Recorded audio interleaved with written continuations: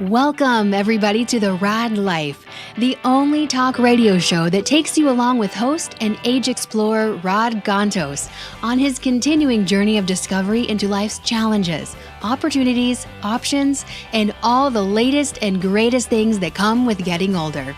The Rad Life is brought to you this week by Your Home for a Lifetime, a company dedicated to empowering you to stay safely, independently, and comfortably in your own home. And now here is your host, Rod Gantos. Hey, listen, we're in California, right? I mean, this is going to sound completely out of place for anybody who's just weighing in right now because it's mid-conversation with Paul. But what are you talking about? I did something, and he's like, "Wow!" Like he was surprised. Like I think there was maybe a little bit of checking to see if we're really streaming. Yes, here. there was a little offense actually in your wow. Actually, I detected a little. How many years we've been doing this, and he turns on his cell phone to see if I'm really streaming it live here. And in the famous words of Ronald Reagan, trust but verify. Correct. There you go. Thank you. See, he's so well trained. I didn't even have to go there. Right? I just set it up for him. Right? He took the shot. Thank you. Hi, everybody. Welcome to another episode of the Rad Life. We are at the headquarters of Orange County Talk Radio, and Mr. Paul Roberts. What was that sound?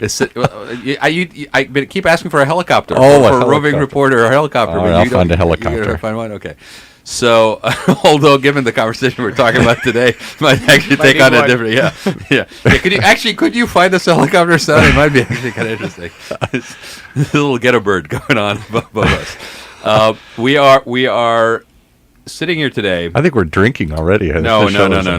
There was no drinking involved. Although the topic at hand is actually one that's pretty unnerving, and I'm so glad to have an expert in the studio to talk about it. It's something that if it hasn't touched you, you are aware of it. If you're a parent, you're probably concerned about it. If you're anybody that lives near a school or in a small community or behind even a gated community gate, you may feel safe, but unfortunately we live in a world that has changed in the last 10 to 15, 20 years, and it has taken on a little bit more deadly seriousness when it comes to things that can impact our children, can impact people that are sort of vulnerable members of our communities and our families. And so today I actually have, and I want to give a shout out to Wendy Ross for actually connecting us, but I have Adam Kaufman with me from Safe Kids.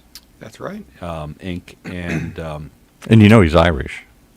Well, yes, with a name like that. Right. I mean, you told me 4 years ago when we started this radio show that I had a quota of Irish people that I had to bring into the studio, right? You co-host a show with an Irish. How have I been doing? Have I been doing okay with that? You've been doing good, and you co-host a show. I get to speak up. I'm Irish. Your other co-host is Irish. There's no stopping you. It's like we're everywhere. You act like I have any control over it, right? there are times when I've just basically felt like, I'm on a shelf and it's your show. Other times it's just been a therapy session, but that's a different story for a different show. That's a different story. But really, seriously, I mean, if you turn on the TV, if you turn on the news, right now, I don't know about you guys, but I'm always almost, if it comes on that there's been an active shooter situation or there's been a shutdown at a school, okay, it's no longer something that happens somewhere else. Yeah. And unfortunately, I would not be surprised if I heard it was happening in my own backyard. Yeah, you hold your breath and you say South County, feet away from a gated community. It could be. It's not something that just happens over there to those people on that side of the tracks anymore, and that's a reality. Or that side of the country. Or that side of the country. Excuse me, and that's a reality that we all, unfortunately, have to factor into our daily reality these days. And it impacts people, and it has ramifications and ripple effect. And, to think that kids basically, let alone have to have counselors come in after and kind of like almost do a debrief and reorient them. And then it happens so often, and we now have a procedure of how to handle all this. And thank God we do, because... And we'll talk about this. But shame on us that we had to develop one in the first place. Yeah, you know what? Yeah, it's true. But again, the only constant is change, right? Yeah.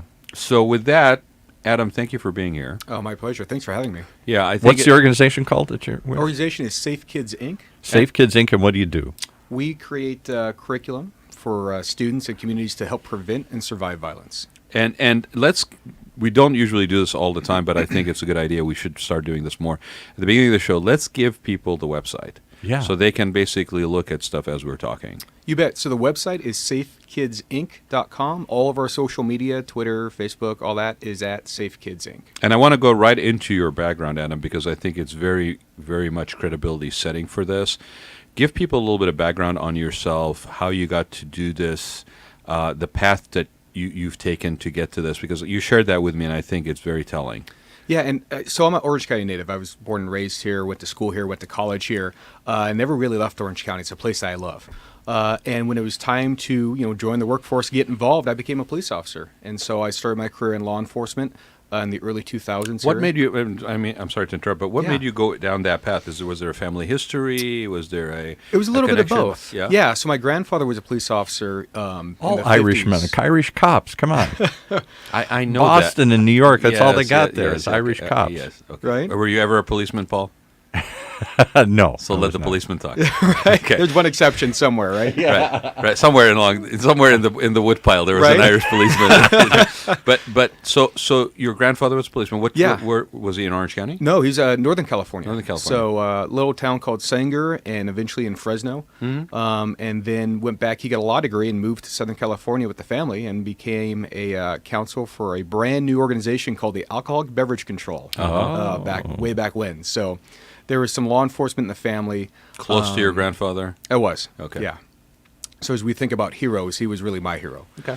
And so it influenced me quite a bit. And I initially told him I wanted to join the Marine Corps. And because he was a Marine in the Second World War, and he looked right at me. He goes, "I did it, so you won't."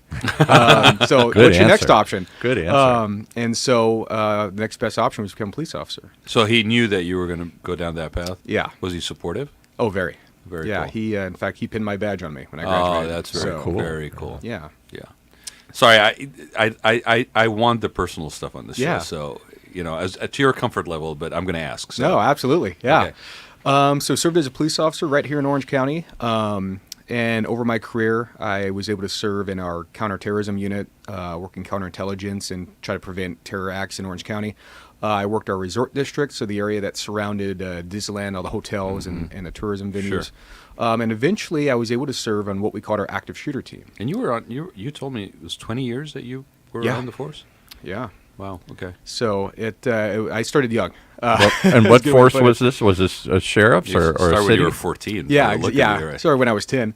What force did you serve with? I served for the Garden Grove Police Department. Garden Grove. Okay. All right. So had a great career, enjoyed a lot of things I got to do, and one of those things was working our active shooter team. And this was right around the time that Sandy Hook had occurred, and our agency and a number of others here in Orange County had decided we don't have time to wait for a SWAT team. We don't have time to wait for all the extra help and the well-trained guys to show up. We need a team to help either contain or stop these very evolving situations quickly. And can I stop you for 1 second? course. There's 34 cities in Orange County. I don't know how many of them have their own police force. Not all of them. Not all of A lot them. of them Some are contract out. up to Correct. the sheriffs. Of those that do have police forces, is this becoming the norm? Do smaller cities like Garden Grove, which is a smaller city, it's not Irvine Or is Anaheim. it more of a regional approach to this? Yes. It's really city by city. So I would say of all the sheriffs have a team that's fairly similar to what we had. When you looked at other cities, so Anaheim, City of Orange, a number of them will have, the common terminology is PRO, so primary response officer. So a number of them have these types of officers too, and it's not just for school shootings. It's for any sort of critical incident where there's violence involved, lives are at stake, and you need some special training along with special weapons to help stop that problem before a SWAT team could get there. I'm going to put out a question to anybody who's listening on this, and if you're listening to this later, you can always email me, or you could post it on the Facebook page for the Rad Life. Adam said, after Sandy Hook. I remember Sandy Hook. So my question to anybody who's listening is, do you remember Sandy Hook? What was the reaction when you heard about Sandy Hook? And let us know. I'm curious, because there are certain moments that basically I think on the national consciousness really resonate, and I think that was one of them. personally. But it didn't seem to move the needle, but for a moment. That's what I'm asking. I'm not talking about policy and advocacy and all stuff. I'm talking about the personal reaction when you were wherever you were and you actually found out about that. What was your personal reaction to it? Did you? Because the kids were so young. What were they, in kindergarten or preschool or so it something? was an elementary school and 20 plus. Not that it really matters what the grade is, but that just made it more shocking. very you know, shocking. a bunch Yeah, of they were little, 6 and 7 year olds. Yeah, right. Yeah. So, please continue, Adam. So, yeah, police so I department, you were part of that task force that basically was set up in Garden Grove. Mm-hmm. Yeah. And so And how many incidences like this would arise in Garden Grove? Idyllic, suburbia, Well, was it kind of a small town well- feel to it. I wouldn't picture that this would happen in 100 years in Garden Well, Grove. but it was. I'm guessing that it was a proactive reaction, right, to what had transpired, and people wanted to be prepared, maybe. A little bit of both. So Garden Grove is a residential town. However, I guess we do a really good job at PR. We are a very crime-ridden town, very high violence town. Okay. Yeah. We have numerous gangs that claim the town. So it is a very active city. But we do have our great residential areas, and I grew up there, so I'd say it's a pretty good place to live. And we talked about at lunch. We talked about how Anaheim also is. It's the whole gamut, right? Yeah. You got certain areas of Anaheim that are That's not true. It Anaheim bumps up Hills against and so forth. Anaheim, So, yeah, right. so to Paul, and Paul will do this every once in a while. He'll kind of reflect and echo the bubble mentality, which is Right. basically what Orange County. Yes, Orange County is very diverse. You know, you may live in a very small footprint of it, but actually, even within the same city boundaries, there's a whole range of different dynamics and That's true. microcosms and all that stuff. That's true. Yeah. Yeah, so we did respond to a number of critical incidents on the team. We'd usually, each officer, I would say, we respond between 3 to 12 a year, depending what shift you work, where you worked. And so we were a very active team in addition to what we were doing in our normal patrol routine Sure. and our normal assignments. So it was during that time, and we were training quite a bit, and I had started on my days off training active shooter survival for a third-party company. So I was both doing it at the police department, teaching our hotels, teaching schools, and also doing it on my days off. And after a few years of doing this, it was early 2014. I'm in Los Angeles at a private Catholic school teaching their K-8 teachers what to do should something happen. And I had this third-grade teacher raise her hand, and she goes, "Hey, Adam, I really enjoyed your presentation. Really great information. However, I have a classroom of 20 third graders, and I really don't want to be the only person in that classroom who knows what to do. How would you suggest that I share the information that you shared with me, but in a way that would be age-appropriate for them?" And for the first time in a long time, I had gotten stumped in front of a class. I had no answer for her. Yeah. at How do you all. tell third graders this information and Be not just prepared put it in what all to in do with the teacher without only? scaring the heck out of them that there's Exactly. Yeah. Yeah, we didn't want to induce more trauma, didn't want to induce more fear, more anxiety, quite the opposite. And I kind of bumbled an answer. I said, "Well, you're a teacher, and I'm sure you know what to do, and here's some It's your information. classroom if It's you're your the classroom, right?" I just I really didn't have an answer for her. And it started Well, it's to a bug me. very controversial idea. I mean, that she presented to you, right? It was, yeah. Yeah. I had never heard of it, and the company I was working for at the time, I had called them and said, "Hey, I got a doozy for you. What? How should I handle this Hey, question?" parents, what should we tell your third graders about Yeah. this, right? Should we even talk to them about it? Exactly. Yeah. And they said, "Hey, we have a couple of parent resources. We have kind of a kid's storybook, and that's about it. So too bad we don't deal with the kids." And that just didn't really sit well with me. And this teacher, I started kicking around. I go, she might be on to something here. So anyhow, fast forward a few months, and sure enough, I respond to a critical incident at a middle school. So kids are at lunch; they have to go on a lockdown immediately. 2 people coming to their campus with cargo pants and fatigues, and they're jumping fences with backpacks. Don't worry, Paul. And Yeah, Car- let's not cargo pants. prejudge cargo Right. pants wearers here, right? We'll But talk- obviously, it lets them and hold they a were lot of camouflage stuff. cargo pants. So Yeah. I mean, if- camouflage Yeah. cargo pants. Camo. No, he hasn't gone that far. Hasn't gone that Camo, far yet. right. So if he does, what do I do? No, we'll talk about that Right. later. Okay. And so as in my career I had the dumb luck of being right across the street. And so it was time to deploy, just like we had always trained. So I'm in the school by myself with my rifle looking for guys in camouflage cargo pants.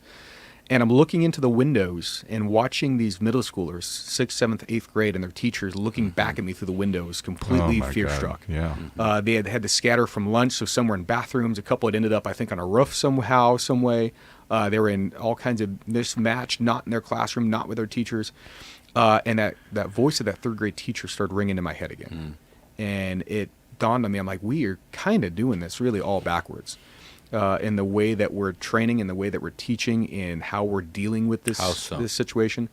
So if you think about, and for anyone in education understands the dichotomy of how you learn. So there's a theory in which the very basic level of understanding is memorization. So I tell you something, you kind of understand what I tell you, you memorize it maybe.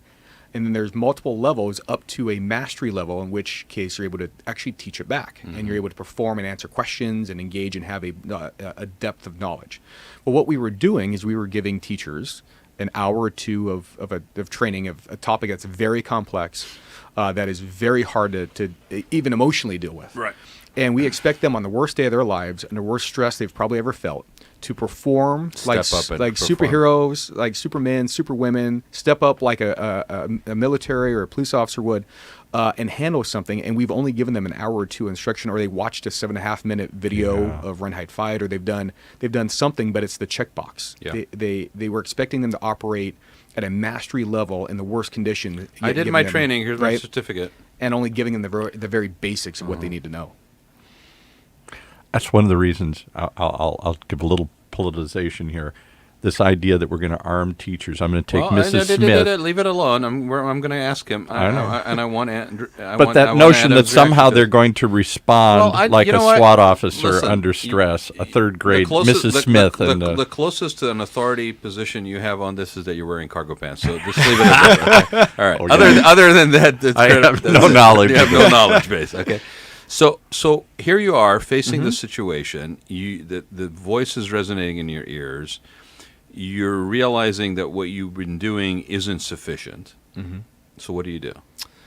So about 2 weeks later, as good all good cop conversations are, having a cup of coffee over the hood of a police car with maybe donuts were there, maybe not, and with one of my partners on that team. Yeah. And we started having the conversation. We started chit-chatting. I said, hey, something's bugging me.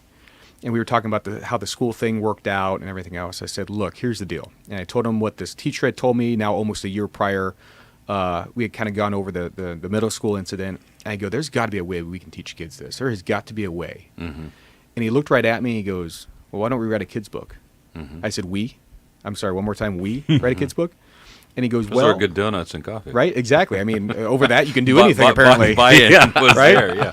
And so he goes, no. He goes, I write on my days off. So I was teaching on my days off. He was a published author on his days off. And his family's very creative, has a number of best-selling books. And so he comes from a very creative family. Talk about universal alignment, right? No kidding. How long did you know this guy? We had worked together. We'd actually become really good friends. So we'd worked together for about 3.5, 4 years. And never knew that this was a part of that? Didn't really ever come up, yeah. Remember when we were walking up, I said we don't have conversations anymore with people. Like we don't really just sit down and just have conversations. And we had somebody who was Southern originally on the show a while back, and he said we visit. Yeah. We don't visit anymore, right? That's amazing that you knew the guy for a while. That was a habit in the South. Let's just stop over and visit. Okay, yeah. So here you are, armed, excuse the pun, but Yeah. literally with a person who writes in his free time and you teach in your free time.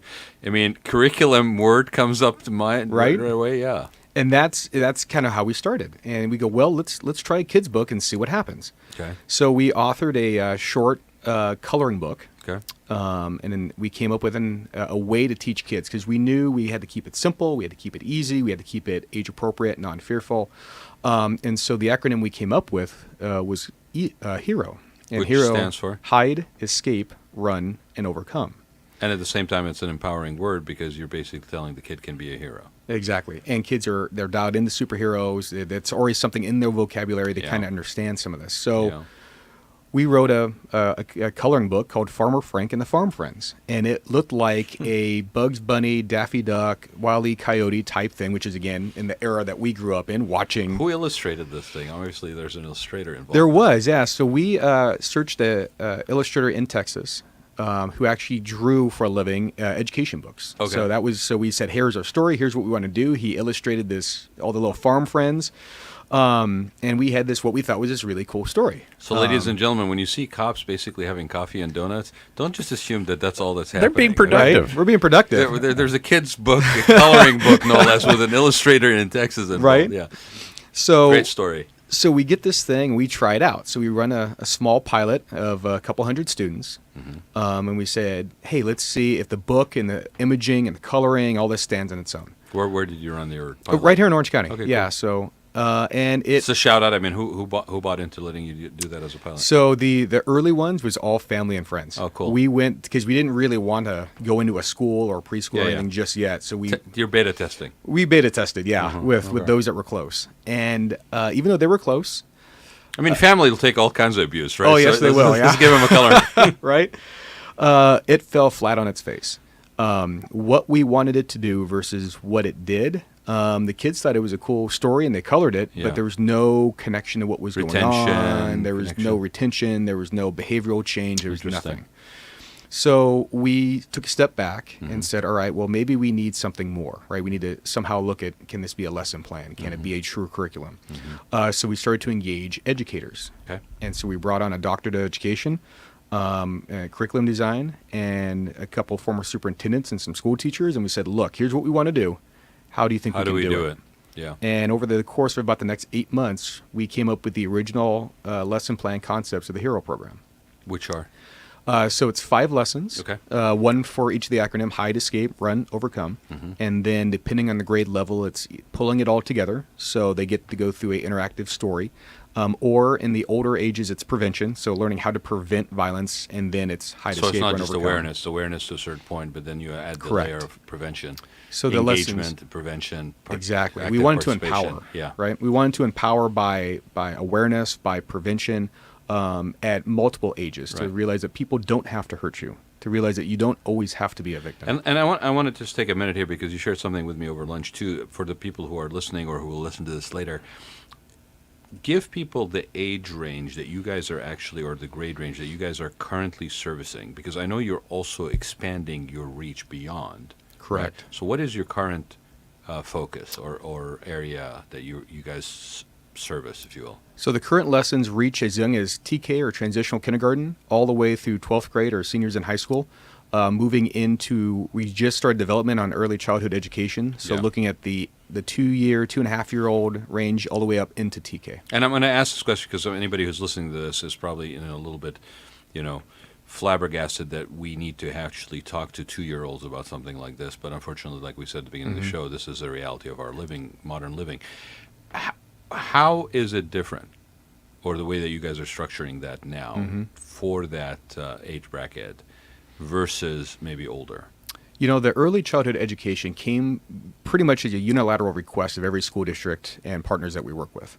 And at that age group, it's really listening to trusted adults, listening to whether it's their parents or whether it's their teachers, that should something happen, whether at school or at the mall or when they're at the park, that they have some very basic understanding that this is dangerous, and to follow the direction of mom or dad or their teacher as a way to have them act quicker, as opposed to just sheer panic setting in and them completely shutting down. So it's a more of an awareness, initialization of awareness at that age. Correct. And then, like you said, as you get for the older grades, that basically then there's a preventive component that's added to it as well. Correct. For those who are listening, it's not we're not basically saying let's turn your kids into child soldiers basically at the age of 3. That's not what we're talking about here. Yeah, in fact, that's the last thing. The number Yeah. one thing we really wanted to do at this program and at every age is to preserve that innocence, to not jade their students and to not jade Thank you for children. saying that. Yeah. We really wanted to treat it like, well, for all of us that grew up here, right? Earthquake drills, stop, Yes. drop, and roll, Yeah. duck and cover. So these are all things that are scary to all of us, in an earthquake and a fire. But we've found a way to teach it to kids, Yeah. and we spend so much time with it, and it's not fearful. Now, granted, violence is a little bit more complex than an earthquake. Sure. But the concepts of how do we engage and teach a life skill to become autonomous is the same. Well, it's a preparation thing, right? It's an awareness and preparation thing. I mean, you hope against all hope that you never face yourself in that situation, but there's a sense of empowerment and at least a sense of control of your life should you be facing that situation, that you have something you can fall back on versus we're just going to be in denial and bury our heads in the sand and not have that be part of it. And kudos to those who have basically given you the opportunity. I mean, just you threw a number at me. How many kids have you basically positively impacted and empowered at this point? Over the last 2 years, we're just now north of 50,000 students. 50,000 students in Wow. 2 years. Yeah. Wow. And is it mostly local? Is it how far is your reach right now? So our reach is through Northern California, across Southern California, and we're moving this year into Arizona and Texas. That's phenomenal. And do the school districts bring you in to put this program on, or is it some parents find and teach their kids themselves, or a or combination of both. It's primarily the schools. Now, when I say that, both public and private schools, and it's been from all directions. We've had parents that have championed this because they feel it's important, and they, quite frankly, don't know how to talk to their kids about it. And they're usually shocked that the school is not doing something. Where would a parent learn how to talk to their kids Exactly. about it? Unless you were a police officer in the military or something, you'd have very little skill set as to speak to an expert. Adam, we don't even know, and Paul will tell you this, we don't even know how to talk to our parents about giving up driving, right, when they get too old. Let Right. alone, like, I'm going to talk to my 2-year-old about how basically to make sure that they cover themselves in case there's an active shooter. I mean, Right. yeah. Yeah, and the thing we really think about is teaching that life skill. The active shooter is a thing that is probably the least likely, but we hear the most about. What we hear the least about, but is more likely, is the stranger danger, is the predators and the pedophiles, of the bullying that ends up in the violence. There's all these. If we think about our life in general, you see violence more every day, whether it's tangentially affects you, whether it's you're in maybe a abusive relationship, or it rises into you find yourself in one of these events. The skill sets and the ideas are the same. The feeling your body gets is the same. The chemicals that are released are all the same. I don't think anybody who's ever found themselves suddenly in an abusive relationship or an abusive situation could have anticipated. It's not something that, sometimes you will say, well, there must have been some signs or something like that. It's not necessarily the case every single time. I think there's, regardless of your age, you're faced with situations sometimes that just come out of nowhere. Yeah. And we've had just to kind of expand a little bit on this in terms of the stranger danger thing. We had Rima Shashibi on here who basically set up a nonprofit called I think Global Heart 365. And Rima, if I have it wrong, I apologize. But basically, her focus is on childhood marriage, outlawing childhood marriage, and then also on sex trafficking. And she shared with us something that was very horrific for me, where actually 12-year-olds are being used to solicit to other 12-year-olds into that life. here in Orange County? In Orange County, in San Diego, I mean, Yeah. So for anybody who's listening, we're talking about situations here. The awareness, I can only imagine any parent basically having a real problem, just trying to wrap their brains around the fact that they have to expose their child to this kind of adult reality so early on. But I don't know that we have an option anymore, and the only thing we really have an empowered option in our decision making in is how we go about it. And what you're sharing with us, Adam, is that you don't have to lose the innocence, but you can also still empower your children to watch out and self-protect.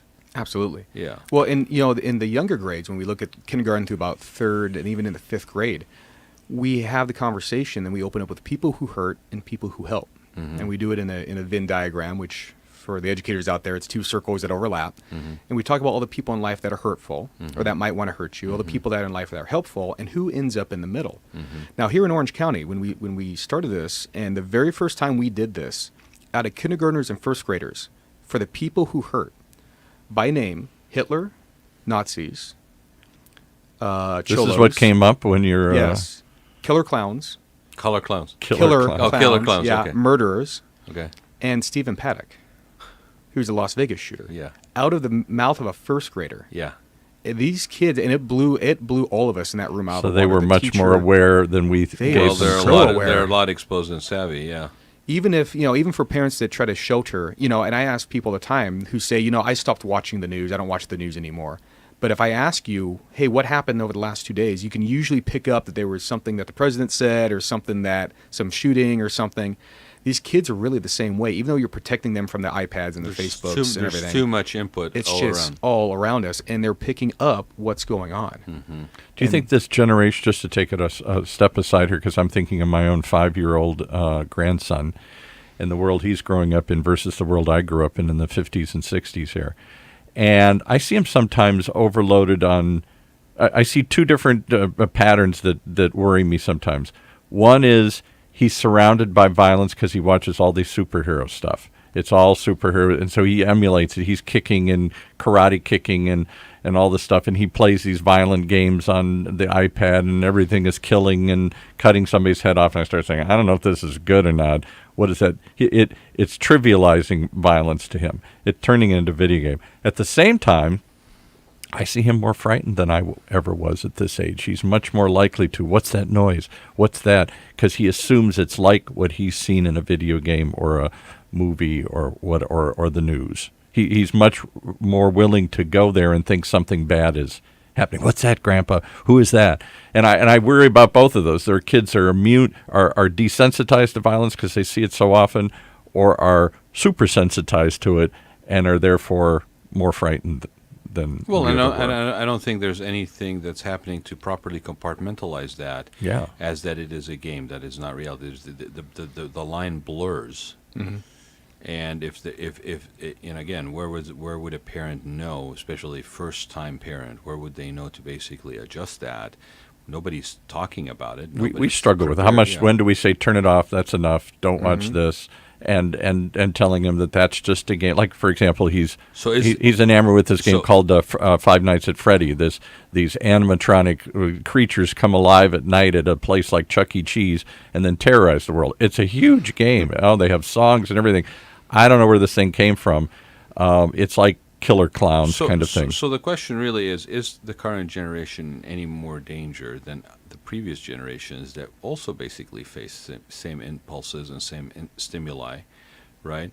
But or are we in an escalating situation, or is this just the current manifestation of the same issues? Yeah, and what's your take on this thing? Are they desensitized or super sensitized or both at the same time here?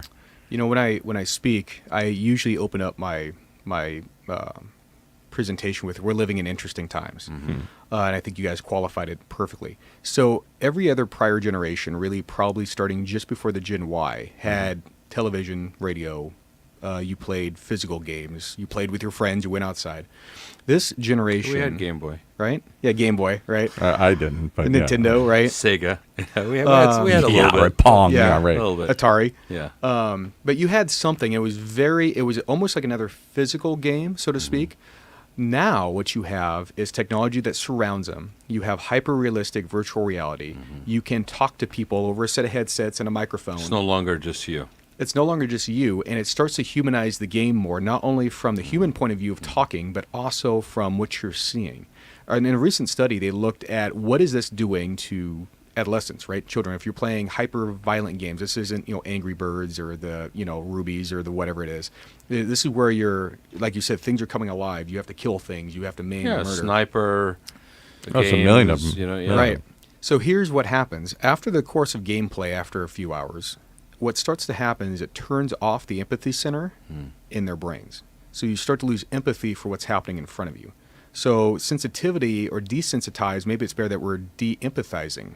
So they're not understanding that you are hurting another thing or The another causality person. factor, yeah. Exactly. And so that's causing a weird effect. And when you turn that off, which I think you start to see, and there's still quite a bit of research that's being conducted because it is such a newer phenomenon, is how is it affecting you? We see the anxiety and the fear is skyrocketing.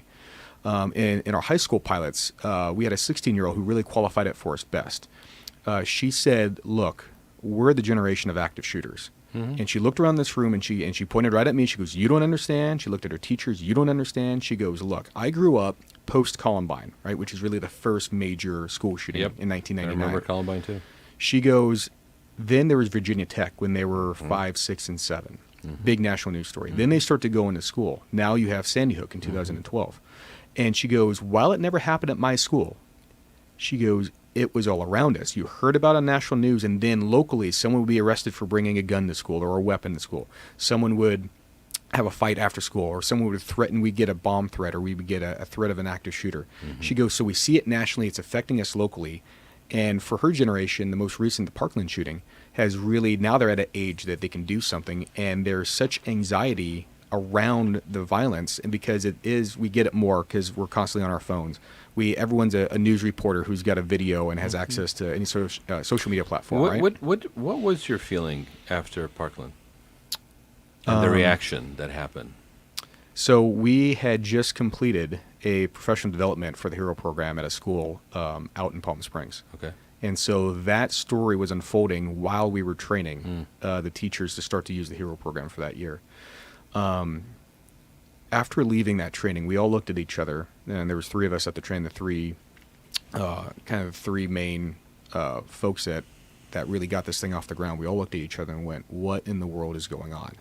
And as we continued to listen to it more and hear it unfold, it broke our hearts to know that there are programs, there's things, there's especially as we learn now, I mean, there was hundreds of warning signs literally with him. And just that this was a failure of, I don't want to say the system, but you have so many things that could have stopped it, prevented it, deterred it. Even during the actual incident, things that went wrong.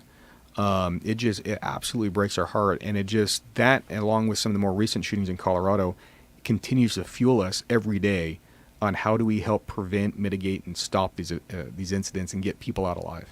And so with the HERO program, talk about those things, how you can stop it, how you can mitigate it so fewer people get harmed, and how you can catch it earlier. I want to add another layer to this, and we can address it right after that, is do you believe that we're doing everything that we can in terms of advocacy, policy, and so forth, or is there actually almost a deniability approach to some of this stuff? You've been at it from the enforcement side. You've been at it from the training and instruction side. You have a unique perspective to be able to look at that. And I'm just asking, because again, you can prepare somebody all the time, but you're preparing them for something that could happen. Is there anything that we could be doing societally that actually would limit or minimize the chances that something like that would happen? Can we stop it, or can we just minimize the damage? But I want you to address the thing with the HERO program first, okay, if you don't mind, Adam. Yeah. So when we look at the HERO program, it's an acronym for Hide, Escape, Run, Overcome. And if you think about what your body's natural response is, which is fight, flight, and freeze under any sort of heavy adrenaline, what we're doing is giving permission and a set of tools and a direction for both adults and students to react to what's going on in front of them. When we think about the prevention, in middle school and high school, we start talking about the 7 behavioral signs as studied by the FBI and the Secret Service, and boil it down to them for what it looks like, what they're going to hear from their friends, what they're going to hear from other people, from their peers, from other students, and how to help really get someone the help that they need, because there were signs leading up to all of these shootings. The 7 signs, every single active shooter that's been studied since Columbine 2 now has exhibited multiple, 5, 6, or all 7. So what are the 7 signs? So when we look at the signs, we look at, there's a planning portion of it. So there's planning and a grievance. So usually there's a massive grievance, right? Whether it's they've been bullied or whether they've been wronged or whatever it is, this grievance takes over their life, and there's a planning portion to it. So they start to plan that attack. We talk about the video games, right? So heavy use of violent video games or violent media, watching very violent things to desensitize themselves. Violent expression is one of those as well, where they're actually out there actually testing the waters that they can hurt something. And we look at the Nicholas Cruz, the Parkland shooter, was posting pictures of dead animals on his Facebook and on social media and was bringing them to school. We have what you call a commando complex, where they become a little bit more militarized. They start becoming more fascinated with guns and militaries and tactics, and suicidal ideas. every single active shooter either kills themselves, is killed by law enforcement, or life is over as they know it. They're going to be incarcerated for the rest of their lives. So, whether you plan on taking your own life, there's no walking away. And we usually hear it by venting. And so venting or leaking their plans in either a validation attempt of their grievance or by trying to solicit help.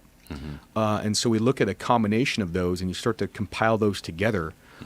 You can start to get people help that might be going down that road early on. So are we asking 5-year-olds and 5th graders to now be not just vigilant, but to be vigilantes, to report back on people, to say to somebody, hey, I think Timmy, and that seems to open up a dangerous ground here too. We're having 5th graders rat each other out and start saying, but if they don't, then these guys go loose and do crazy things here.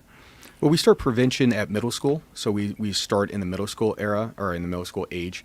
But there's a very fine line between being a snitch and helping. Right. And so we start to in that conversation, in that lesson, we start talking about the fine line of, look, if your friend really needs help, then if you're a friend, if you're a true friend, you want to help your friend. You're going to help right? him. And if he's going into crisis because there's a grievance, because he's been bullied, because she may have whatever, the first relationship is over and now she's got this vendetta against him, or whatever the case is, that these people start to go down this road. And it's a time frame. It's a continuum of time leading up to an event. So whether it's an active shooter or whether it's, a smaller act of violence, if you're really a friend to somebody and you really care about that person, then you want to try to help as much as you can. So Paul asked this question earlier, and I will ask it now, and then I will expand back on what I had asked just a few minutes ago. Do you think the idea of actually arming teachers is a solution, a temporary solution, not really a solution, just a feel-good that we basically are once again sort of like what you said when you trained the teacher, but then realized that, you're basically telling the teacher to take responsibility of the classroom versus also train the At kids. the worst moment in their life, under the most severe pressure, they're supposed to remember 2 hours of training and act like a commando. Right? What are your feelings about that? That kind of extreme kind of maybe militarization of a school system. It has a place, but I would say it's a very small sliver. And so what do I mean by that? Yeah. By and large, arming teachers and arming schools is not a great idea, especially in a metropolitan area. So there's a few things. Number one, there's now a gun in every classroom, and there's multiple guns at every school. So you have... They just provided an armory in the school. And, as police officers, they would tell us, you bring a gun to every fight, and that gun is yours, right? You're introducing a firearm into everything that you go to. So you have a training issue as far as securing it, maintaining that weapon to make sure it doesn't get in the hands of kids, that may want to try to use it. You have a training requirement that if you are going to use that, right? There's logistics behind it. Look, if you become a police officer, you go through a psychological test, a background examination. You get put through the ringer to be able to go do that job. And we're now handing over firearms to people that have not been through the same rigorous scrutiny, I guess you could put it. And doesn't it just include the chaos and the carnage? You've not got a firefight, people shooting like on a Rambo movie. Everybody's shooting at each other, and the cops are supposed to come in and first stop at everybody and then find the bad guy out of the bullets flying around everywhere. To play devil's advocate, Paul, what you're basically saying is you're evaluating it from a position where nothing is taking place. If something is actually happening and somebody's already in there and is armed, the question at that moment in time is, would somebody else on the opposing side that could return that fire being armed a bad idea or a good idea? And I got to tell you, I'm kind of torn. Oh, I'm not torn at all. I think it's complete chaos. It just ramps up the level of violence. You've got amateurs shooting it out like at the OK Corral. It seems like you're not going to stop anybody. If that was your grandkid, 5-year-old grandkid in that classroom, Paul, and you had an active shooter, and you have found out that school basically has now been shut down because there's an active shooter, and your grandkid is in that class, you're telling me that nowhere in your brain would you feel that maybe the odds would be more in favor of your grandchild if somebody was armed. I'd be more frightened that Mrs. Smith is going to shoot my kid accidentally trying to shoot at the bad guys here, because Mrs. Smith is not there trained to pull out her pistol and start shooting. What if Mrs. Smith was trained? I can't. She'd have to go to training all the time, like cops do. She'd have to be. She can't what, just what, do this what, once in a while. What if she did?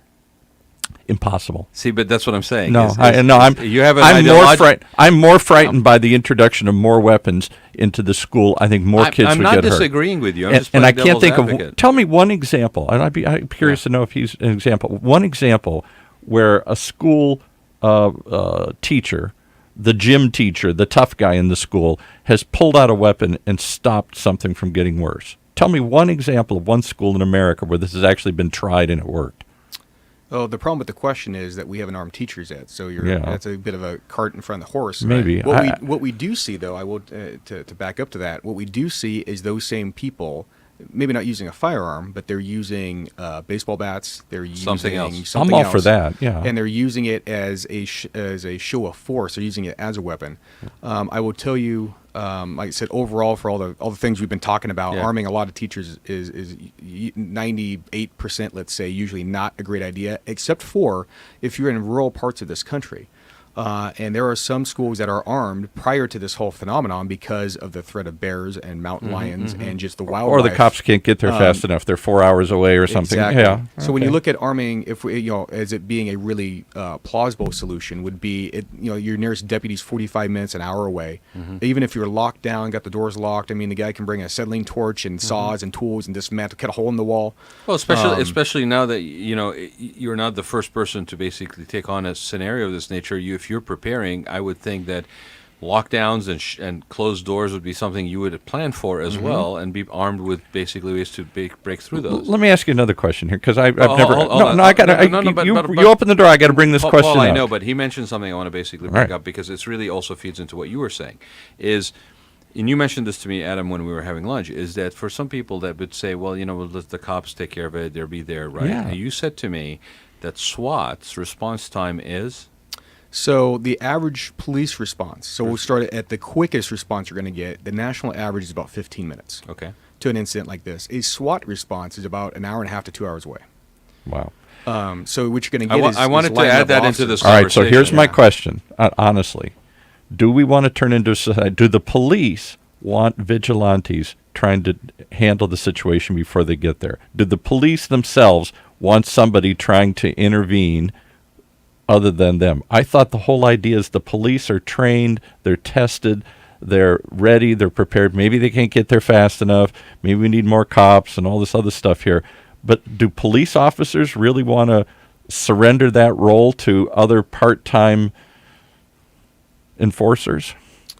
I would say vigilante is a little bit of a strong word to use for teachers. I agree. But that being said, are they going to surrender their role and say better that the teachers are shooting it out before we get there, and then we'll clean up the mess when we get there? But to be fair to this conversation, Paul, hold on. To be I can't believe cops wanting people shooting out before they get there. Paul, you have to understand that the way that you're presenting these things right now is a very strong ideological position. Hold on a second. You're painting pictures that are extreme. You're using language that basically has no range in it, okay? You're labeling things in a very extreme manner to say no to it. How else do you call it? You're going to have teachers start shooting it out before the cops get there. I can't believe the cops would like that. Self-defense, protecting those who you basically are entrusted in keeping over the period of time that you have them. I mean, and again, to bring the conversation back to what we're talking about. But they're amateurs. We're going off the topic, and I need to pull this show back. Okay. All right. I can't believe anybody could conceive that. You're going down a path that isn't this show. We're not talking about this. Okay. We're talking about is awareness and preparation. And Adam made a point very early on of saying that this is not about engaging. This is about protection and prevention, and the HERO program stands for, again, Adam? Hide, escape, run, and overcome. Right. So let's keep this on topic, because all of these issues are very valid, but that's not what we're talking about here. And they take on a personal nature, they take on policy and advocacy, political bent and leaning, and all of that stuff basically is where we start losing the focus on the fact that kids are, unfortunately, in today's society, subject to a reality that you, growing up, and me growing up, didn't have to face. No question. And we have to prepare them in some format to save lives. No question about that. So let's keep the conversation. But you went there. into arming teachers. No, you brought it up, and I asked what Adam's reaction is, and I felt his response was actually very valid. He's saying, that in most cases, he told you, he pretty much agreed with you, but you just didn't hear him. It's the fact, two Irishmen agreed. I mean, in a radio station in Orange County. Heaven forbid that, the sky has parted, I think, and the sun has shone through, But genuinely, okay, what we're talking about here, and I am glad that it's controversial, because it should be. Okay, we should be aware, we should be awake, we should be engaged, we shouldn't be basically burying our heads in the sand, but we also should be aware that there are ways to do something that is positive and empowering, such as through the Safe Kids program.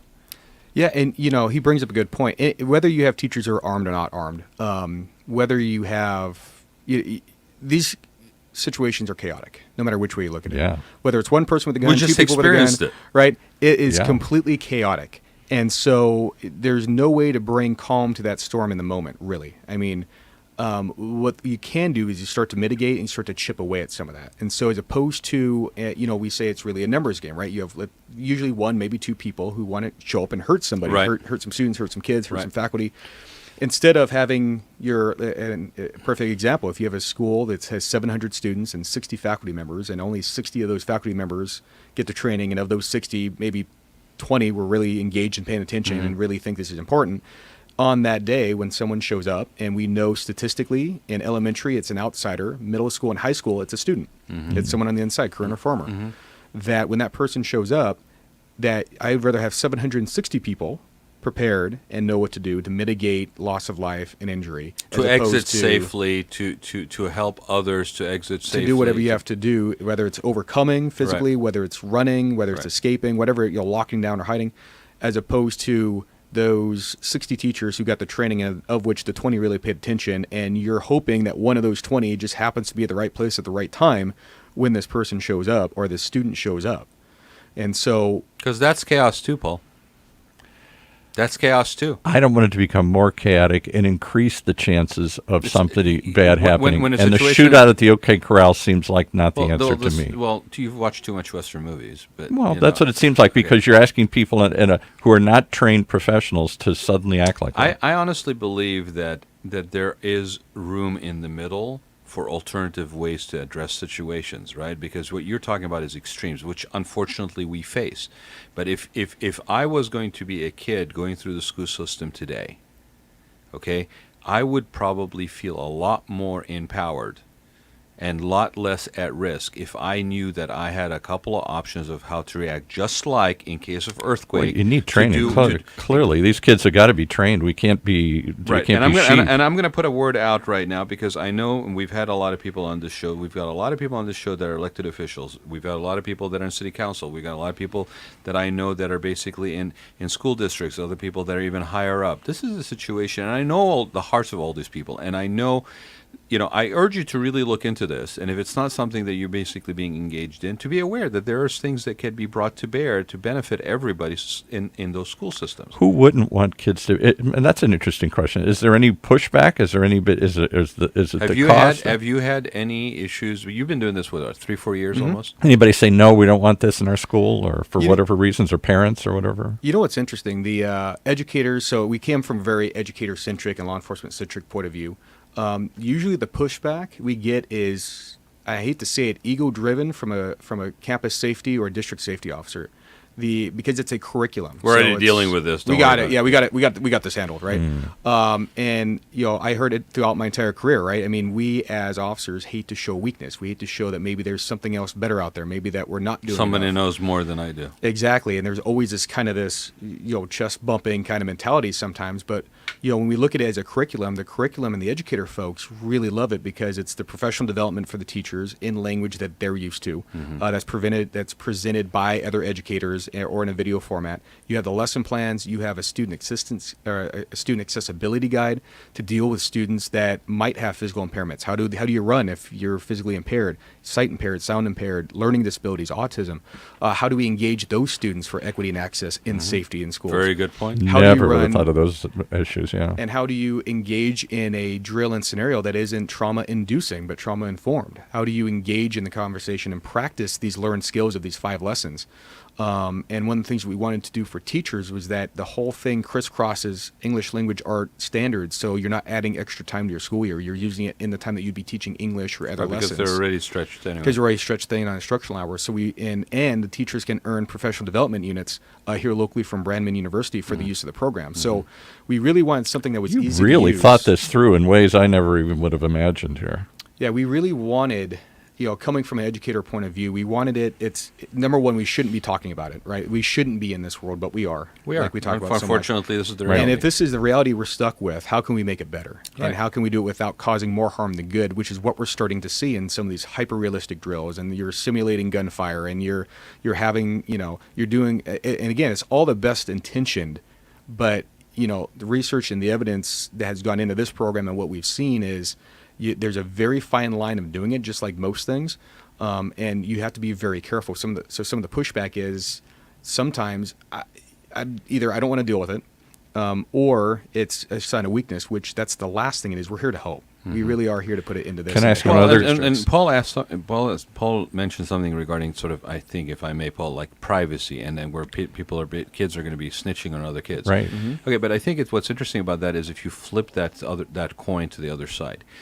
If that child that you're basically quote unquote reporting on, Paul, genuinely has issues, isn't it better that we identify those as a society, as a support group, as a school system early, and basically be able to possibly do something about it? Because the assumption is that I'm snitching, is that the child that I'm basically pointing out as maybe having some issues and challenges is going to be penalized, and it's going to be they're literally going to basically feel the wrath of society around them. My point is, I'd rather basically recognize that early and basically give that child a chance to maybe break through that when they're first getting depressed or feeling, isolated or, bullied. I mean, we talk about bullying like, everybody who's been bullied is basically a saint that basically has just been wronged. And yet these are the same things that if somebody actually had pointed out earlier, if a support group was there that said, listen, buddy, I know we don't know each other, but I've noticed that you're dealing with something, and then when I don't get a reaction, I report it to somebody who's a caring, empathetic teacher in the environment that then basically takes a personal interest in the situation, and that child is saved further years of pain. Is that still snitching? It has to do with what happens when the child is identified. So unless we know how we're going to deal with it, we should not address the fact that there's an issue? Here's the flip side of it. I'm sympathetic to everybody saying we catch these kids early, we save their lives and others. But at the same time, we turn a blind eye and we bury our heads in the sand. But I only brought it up. Possible outcome. I only brought it They're up. Left to their own devices. I only brought it up though because a lot of these kids are outsiders, they're loners, they're different than everybody else. That's why they're picked on. Yeah, I know. They used to wear black leather jackets and white T-shirts and hung out on a bunch of bicycles. Okay, but you're making fun of it. But I'm saying, I don't have I don't have a child like this. But if I had a child who was different, and suddenly everybody is saying, "Oh, he's crazy. He's going to be a shooter," or he did this, and he's like, "No, I'm just different. I wear different clothes. I look different. I act different than other kids in the thing." Does that immediately make me a suspect? And am I treated then as a criminal before I've even exhibited? I don't know what the 7 signs are. I'd much rather have the children educated to make informed decisions and to do it in a loving way rather than I'm going to point out every kid that's different and then make them the subject of an investigation. That's the problem. That's the program we're talking about. And that's one of the things we look at when we talk about prevention. And Paul, you mentioned a lot of the stereotypical, I dress different, I eat by myself, I look. Right. And that is not at all anywhere. If you eat lunch by yourself, that's not an indicator necessarily, right? But a 5th grader might think it was and then start saying, oh, we just had a class and I think he's a crazy person. He's going to do something wild because he eats by himself. But isn't it great that if that 6th grader basically will go to a teacher and basically share that, the teacher now has an opportunity to actually correct that. And if the 6th grader basically feels that they can communicate with the teacher, then the teacher has an ability to maybe add unless the kid eating by himself feels like he's being punished and he's being singled out, and then am I seeing personal stuff come out here? Maybe a little bit, but I think you could. I don't know. Again, you want to make. I'm all for what he's doing. I'm just saying though, there's a danger in turning the kids into informants because they're not informed in how to do this, and they'll start picking in every kid they don't like or every kid that's different. Adam can speak for himself, but I don't think that's what he's proposing. Clearly, but I could see if we go as a society. So here's what's happening with this conversation, okay? We're by adding that layer. I'm just trying to. I understand, bring but up by adding this layer, we're taking away from the positives that we're basically trying to impart. Right? No. You're taking this all the wrong way. I'm not. We have finite amount of time to convey a message relevant to a positive thing that's out there, and we're getting derailed into something that is not what we're talking about. So I would appreciate. Let's just go back to what we're talking about. It's a positive program. I'm all for it. So I think every school should be doing it. And Paul mentions an interesting thing, and misreporting wastes more time and more energy, and to his point. So when so in the first lesson, as we talk about prevention, that grade level, we open up with assumptions and facts. So the kids get to put up there that it's the loner at lunch, it's the person who wears a black trench coat, it's your starting point. It's your starting point. Right. You teach them. Then through 7 fact sheets, they work in groups and they learn some of the actual signs, what it might look like for them. Have they seen? So they get to engage, and then they come back and they list the facts. And they cross out the assumptions, list the facts. So therefore, you don't have the kids who are eating lunch by themselves, getting all this undue information. So they've been attention. They have now been imparted with new wisdom on taking what they perceive to be X to maybe not be the case every single time. All for it. Mm-hmm. I'm just going to defend myself here. I wasn't trying to say about this program. I'm saying in general, if we start telling the kids are going to go out and identify the potential problems without teaching them what to look for, they're going to start picking on every kid they don't like. I understand, Paul. What I'm saying, misinformed. What I'm saying, and it's a perfect actual exchange today, because this is such a controversial topic. Yeah. But what happens sometimes with controversial topics, be it this or the homeless issue or whatever, is we as a society dig our heels into where we ideologically stand, and we miss the fact that there's something on the table that can be used positively to move the needle.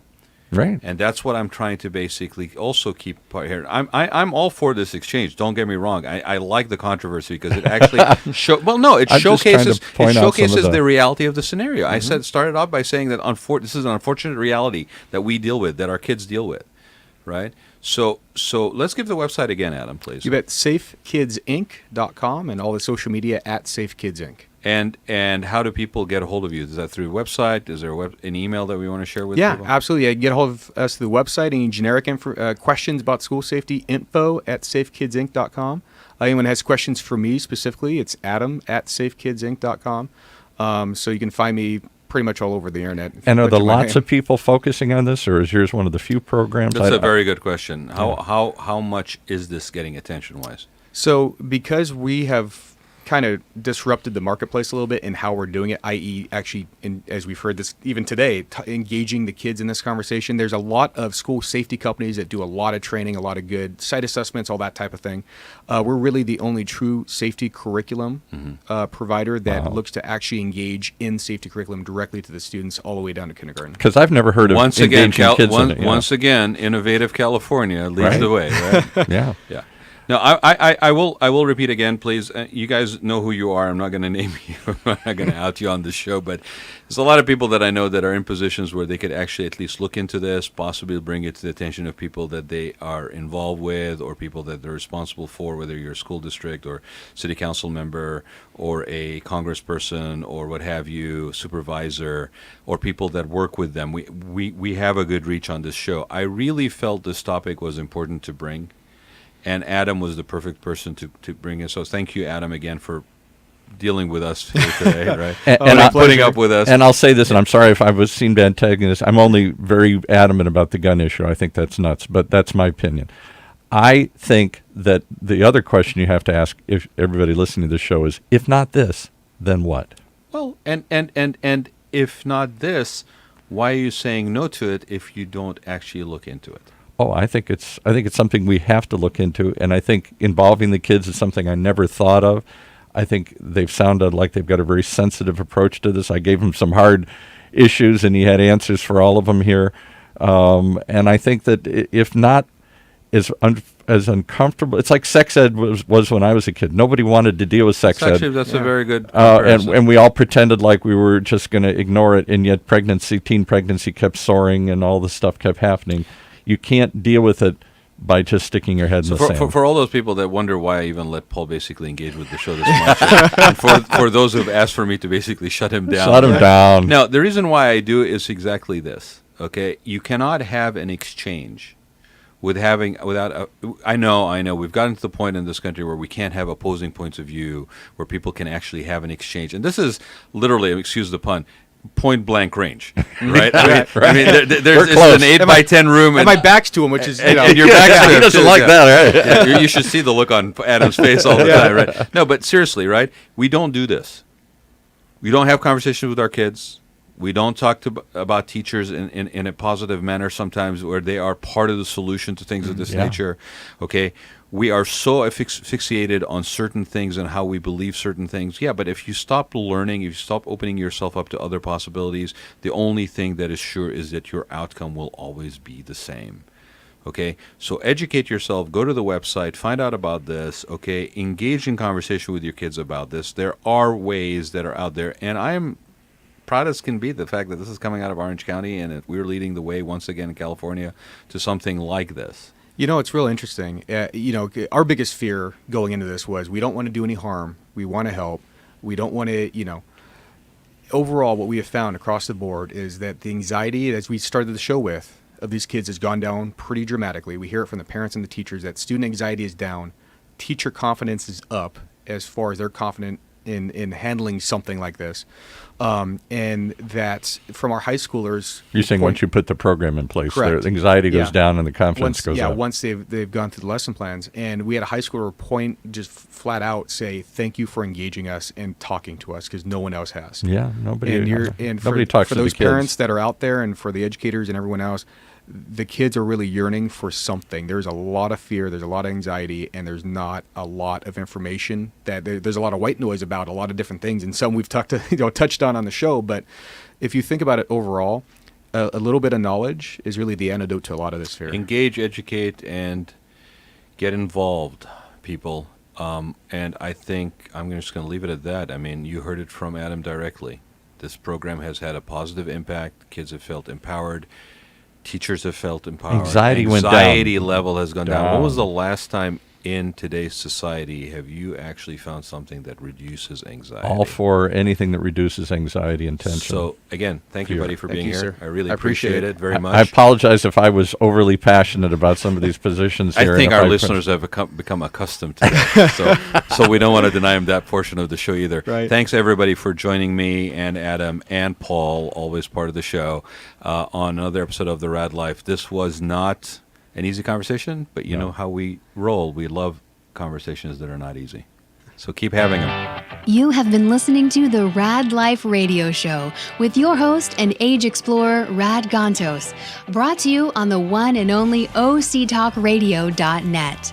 Join us again next week as we continue our journey of discovery into life's challenges, opportunities, options, and all the latest and greatest things that come with getting older.